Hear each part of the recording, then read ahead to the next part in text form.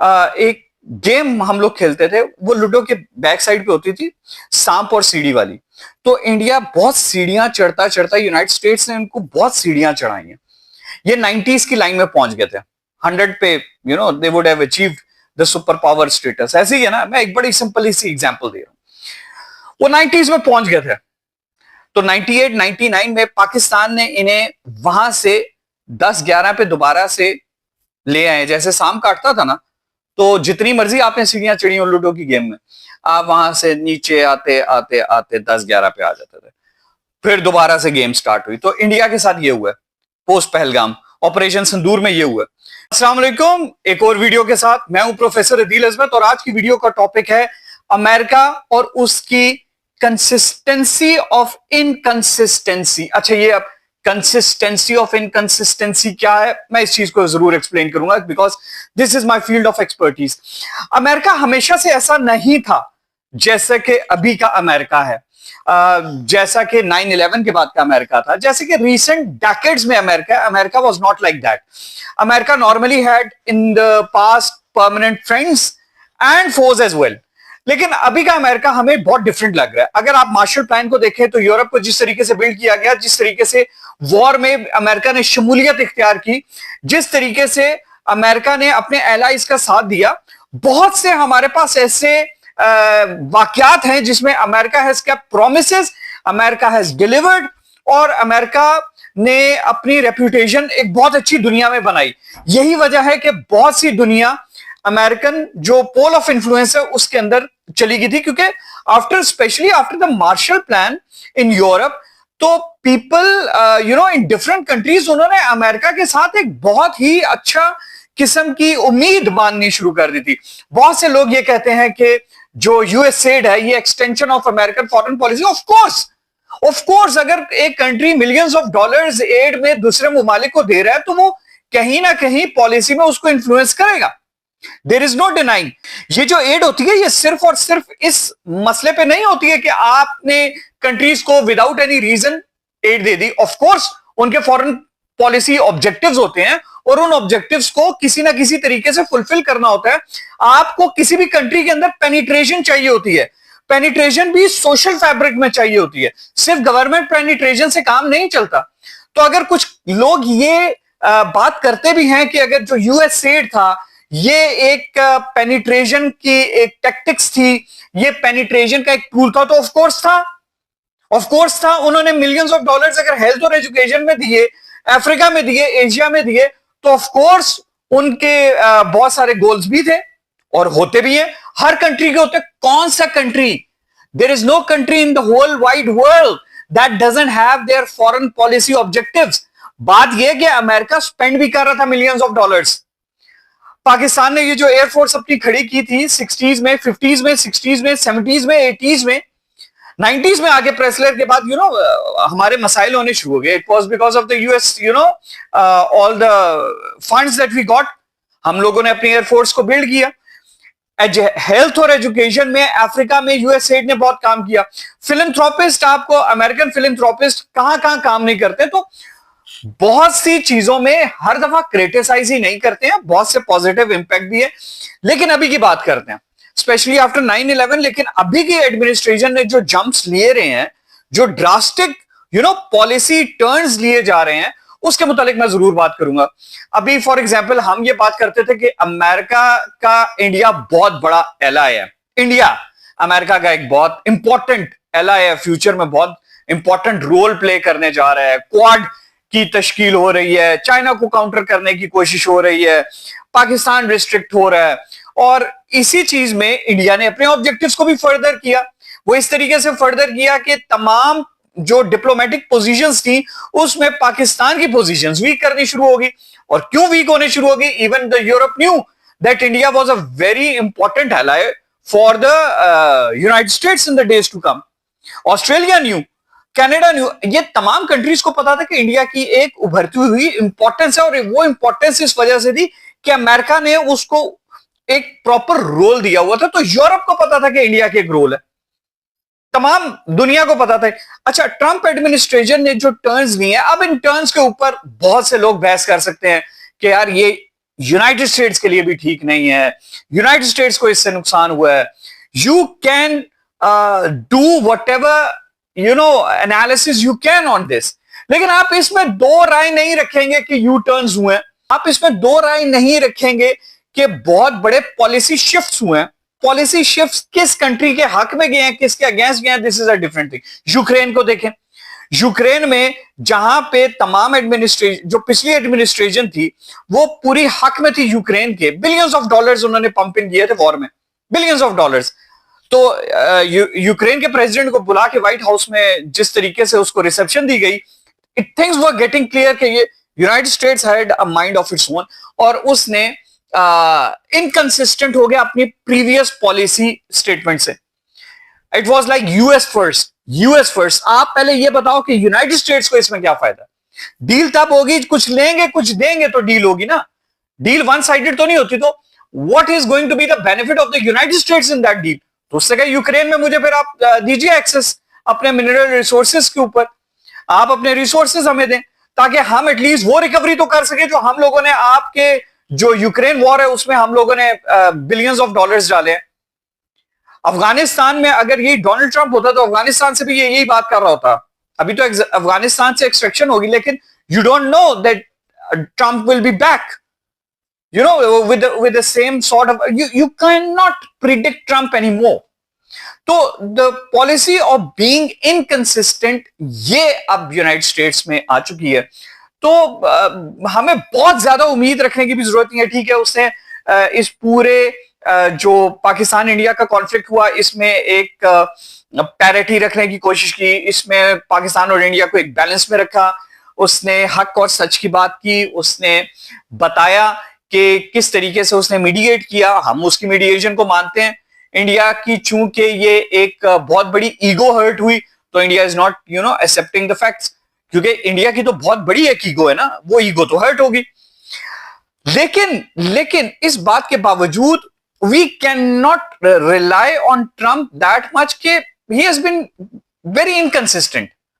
उसने अपनी policy shift में कभी भी दोबारा से एक टर्न ले सकता, दोबारा से टर्न ले सकता। तो अगर वो दोबारा से टर्न लेगा तो वी विल बी नो वे। हमें अपनी कंसिस्टेंसी रशिया और चाइना के साथ रखनी चाहिए। ये रीजनल पावर्स हैं, ये डिसाइडिंग पावर्स हैं, ये वो पावर्स हैं जो इन्फ्लुएंस कर सकती हैं यहाँ के रीजनल डायनामिक्स को। आप अमेरिका के जो एयरक्राफ्ट कैरियर्स हैं, they won't come over here, they will never come for any countries rescue.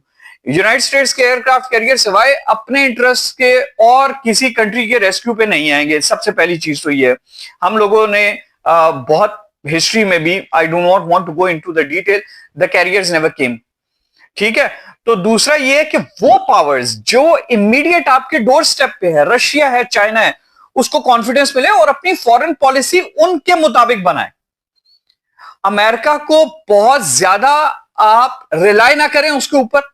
ठीक है, उन्होंने एक सपोर्ट की, उन्होंने सपोर्ट भी क्या की, उन्होंने एक बैलेंस्ड बात की, जो बात हक और सच की थी उन्होंने वो बात की। उन्होंने ट्रेड की दोनों कंट्री से इक्वालिटी पे बात की, ये हक और सच की बात है। दो इंडिविजुअल कंट्रीज हैं, दोनों सॉवरेन कंट्रीज हैं, इंडिया और पाकिस्तान। ठीक है, इंडिया बिगर कंट्री है, लेकिन these are two countries. India को आदत पड़ गई थी कि पाकिस्तान को हमेशा से जो है वो इंडिया के साथ पैरिटी पे ना रखा जाए, इंडिया को एक ग्लोबल सुपर पावर के तौर पे रखा जाए। तो वो उनकी एक आदत बन गई थी जिसकी वजह से उनको शॉक ज्यादा हुआ।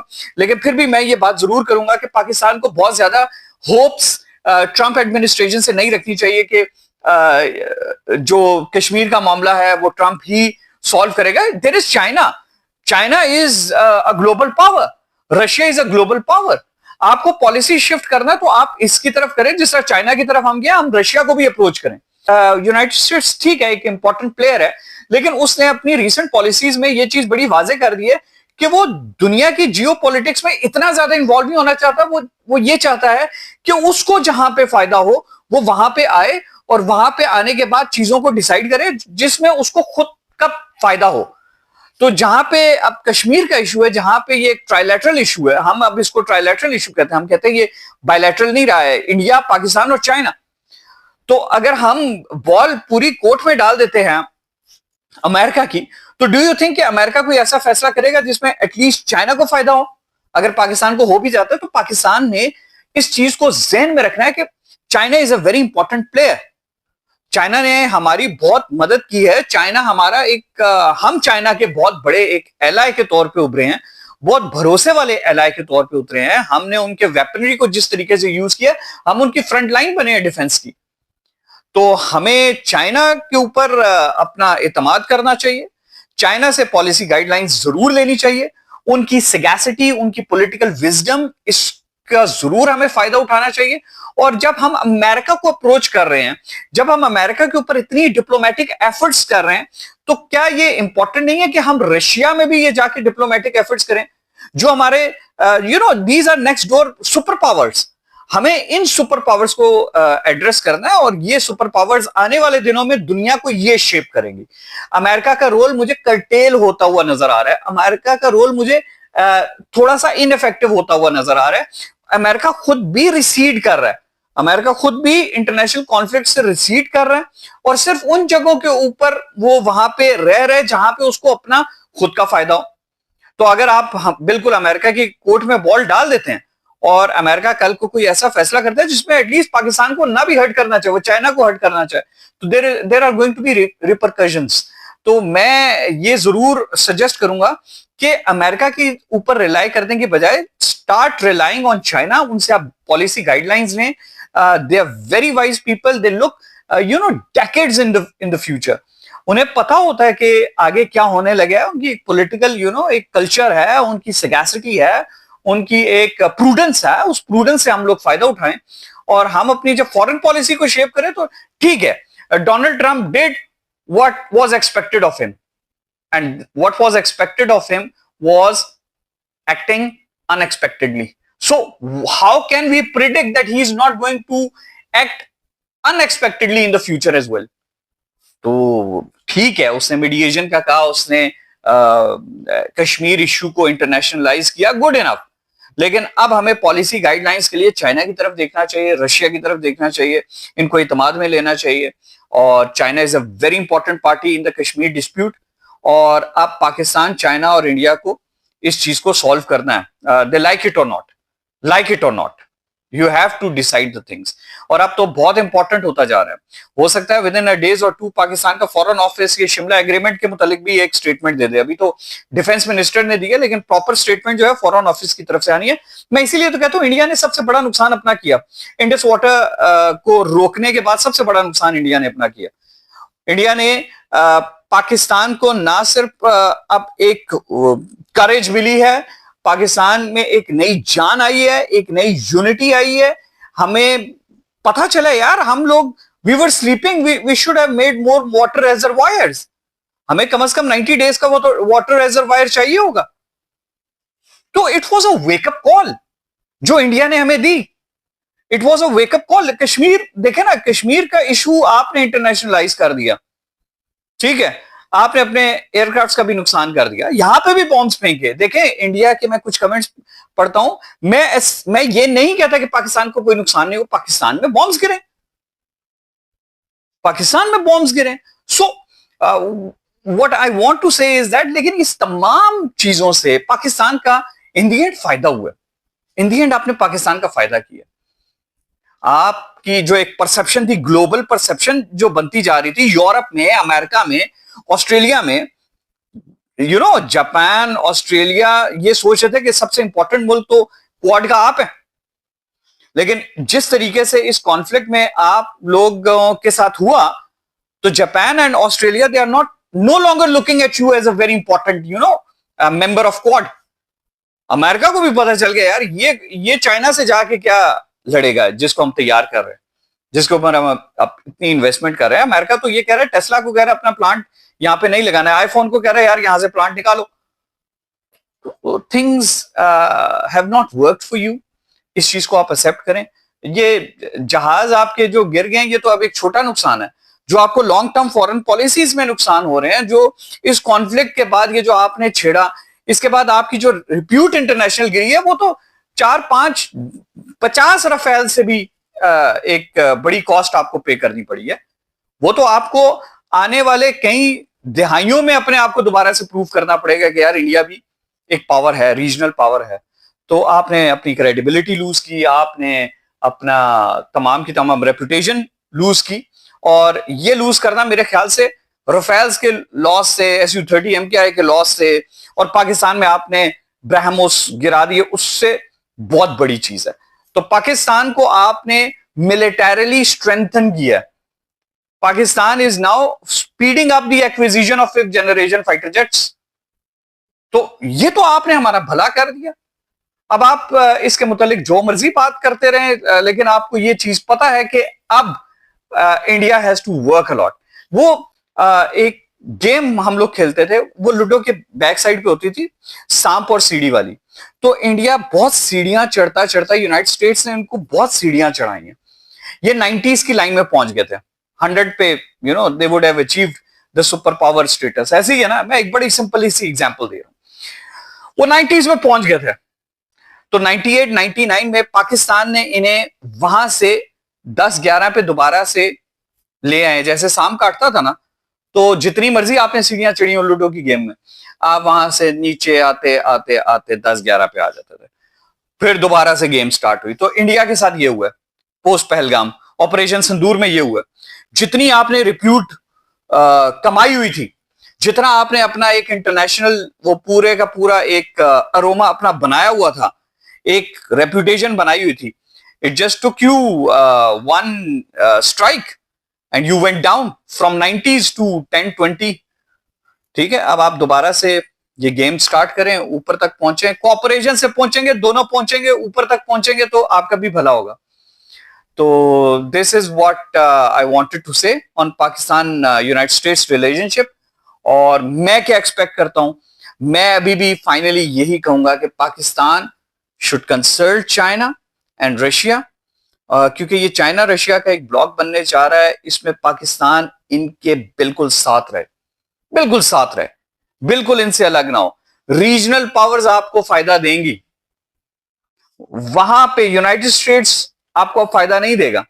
ठीक है, यूनाइटेड स्टेट्स ने डिप्लोमेटिकली आपके कुछ ऐसी स्टेटमेंट्स दे दी जिसमें आपको फायदा हो गया, लेकिन इन the days you can not rely on United states. हम यही तो इंडिया को कहते रहे थे, जब इंडिया यूनाइटेड स्टेट्स के पूल में जा रहा था तो पाकिस्तानीज वर स्माइलिंग कि ठीक है, हम लोगों ने तो एक मजा ले लिया यूनाइटेड स्टेट्स की इनकंसिस्टेंसीज का, that it just takes one event that you cross the pool from the friend to the four.